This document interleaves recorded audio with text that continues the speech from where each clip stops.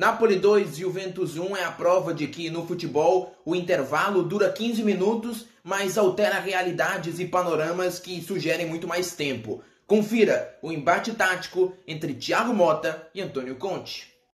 No primeiro tempo, a construção da Juve se sobrepôs à pressão alta do Napoli, e isso originou o gol de Kolo Muani. A Juve tinha a bola em campo rival e mesmo assim recuou para puxar a marcação do adversário e criar espaço à frente. Di Gregorio cria superioridade numérica, sendo o goleiro atrai o Lukaku, que era o marcador individual do Gatti, e a Juve sai com o terceiro homem. Jogador pressionado, Locatelli sobre o McTominay, e jogador livre, Gatti em condução. Outros dois encaixes são muito importantes de observar. O Cambiasso puxa a marcação do Politano para dentro e o Koop Meiners atrai, desde a linha de defesa, o Juan Jesus. A jogada prossegue, o McTominay recebe e o Napoli comete um erro que muitos times que marcam individualmente em pressão incorrem. Os dois jogadores, Politano e Juan Jesus, se focam na bola. Contra três, o McKennie faz o passe em diagonal, Koop Meiners recebe livre, assim como o Cambiasso em sobreposição. O desenvolvimento dessa jogada, Lobotka afasta de cabeça, duelo entre Anguissa e Koop Meiners, desemboca no gol do Kolo Muani. Mas qual é a essência da análise? O time da Juve atacava em campo rival, mas sabia que não tinha espaço. Puxou a marcação, atraiu, bateu a pressão, terceiro homem, triangulação, goleiro, criando superioridade numérica e chegou ao gol. Esse é um princípio do Thiago Motta.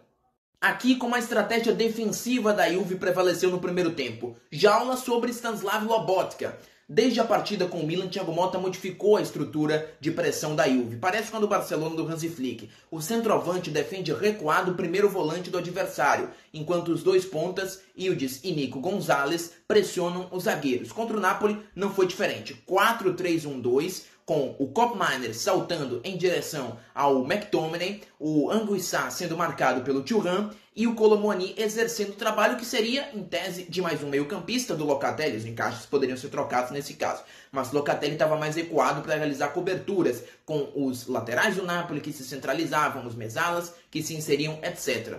O Napoli não conseguiu encontrar soluções para isso no primeiro tempo. Lobotka jogou mal tecnicamente, perdeu duelos, perdeu bolas com passes para trás, mas o Kolo Muani conseguia obscurecer o eslovaco, fechando a linha de passe ou o marcando por trás. Dos dois modos, com o Di Lorenzo muito aberto pelo lado direito do campo, diferente do que o Napoli costuma fazer. Já o Spinazzola centralizava um pouco mais, como vocês observam nas imagens. Porém, no segundo tempo, Conte faz um ajuste que faz desmoronar o plano de Thiago Motta.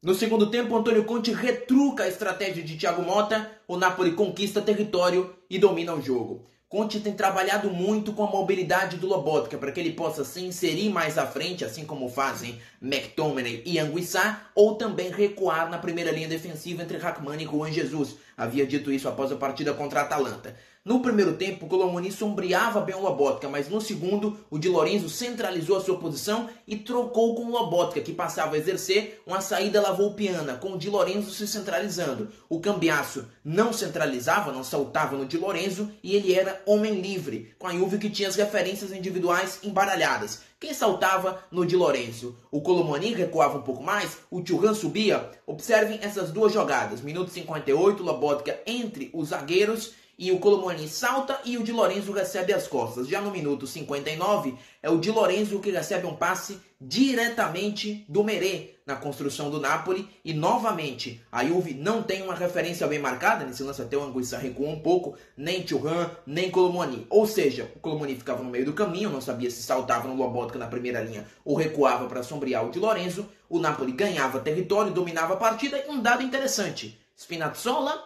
e Di Lorenzo, os laterais, foram os jogadores do Napoli que mais tocaram na bola nesse jogo. Jogaço.